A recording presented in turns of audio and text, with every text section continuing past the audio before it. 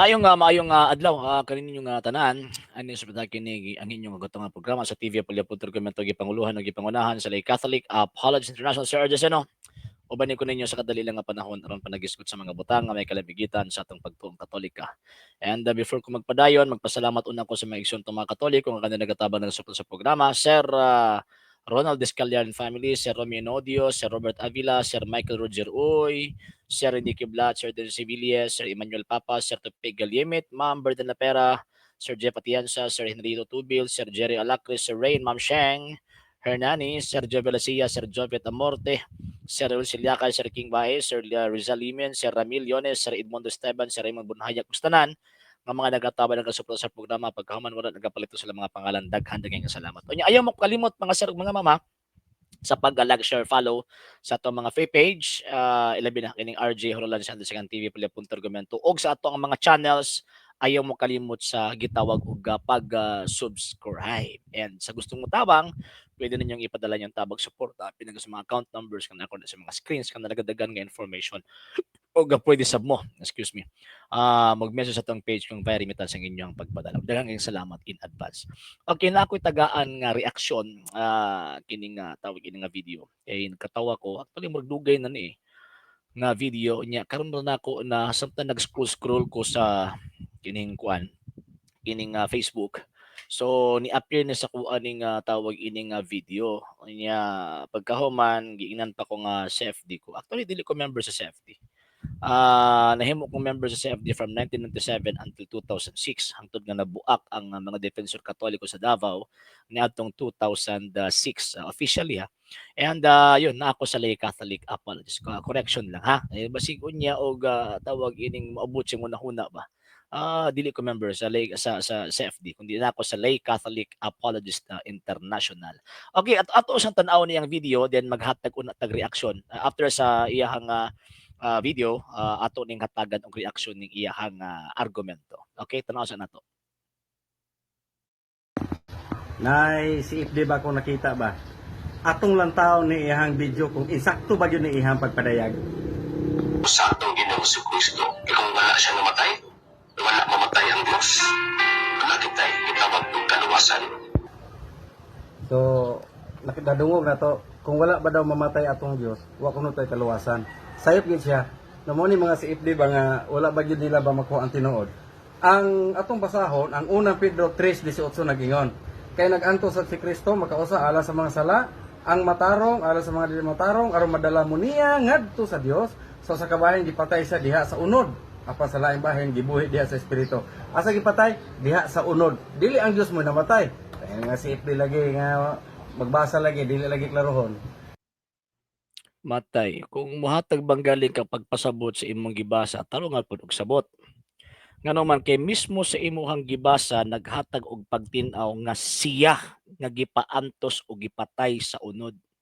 Ang question na amigo, kinsa man ang word nga siya? Unsa man ang iyahang kinaiyakan ng word nga siya? Actually, dili to maayong balita yang gigamit nga version.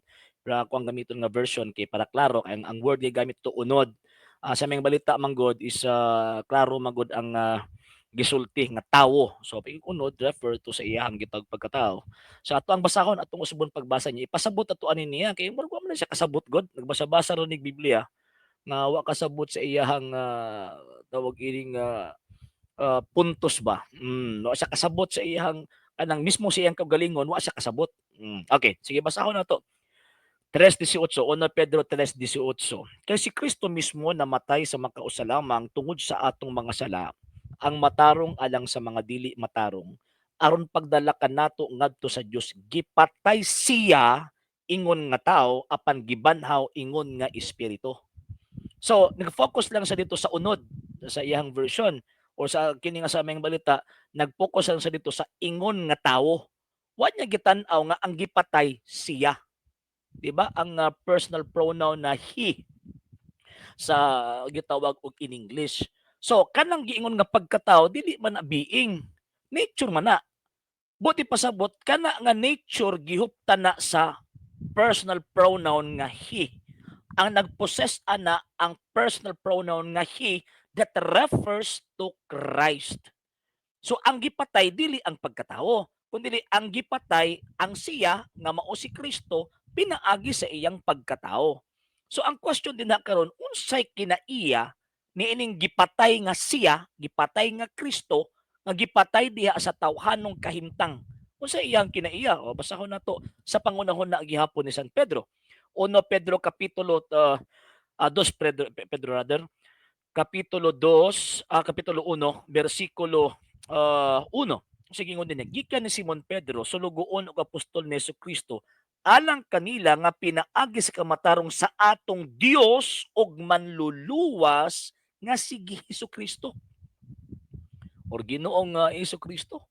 So buti pasabot kadtong siya nga gipatay diya sa tawhanon o sa diya sa gitong pagkatao tinuod ni nga Dios. Unsa naman taon? Unsa naman taon? Oh, dili pagkatao mo ay gipatay. Di man mo na mapatay ang pagkatao. Ganun man ang pagkatao nature na. Mura pag iring ba? Patyon din mo pagka-animal sa iring, dili. Di man mo mapatay itong pagka-animal. Ang mapatay nimo ang iring. So ingon ana ba? Wala nga magpamaumao ug tawag ining sabot-sabot sa mga puntos ilabi nagtudlo sa Iglesia Katolika. Di na sila magkadimao. Tanaw yung binasahan. Gipatay siya diha sa unod. Nya dito ra sa nag-focus siya diha sa unod. Wa niya gi-focus katong personal pronoun he katong word nga siya. Sa Bisaya, okay sa man tong siya. Gipatay siya. Wa man gingon gipatay ang tawhanong kahimtang. Gipatay siya ang gisulti. So kanang word nga siya kinsa na? Unsay kinaiya ana kanang word nga siya. So tama akong giingon nga ang Dios gipatay. Kinsa man tong Dios nga gipatay? Si Kristo. Nga naman kinahimo mang tao. Kinsa man tong Dios nga namatay? Si Kristo kinahimo mang tao. Di ba?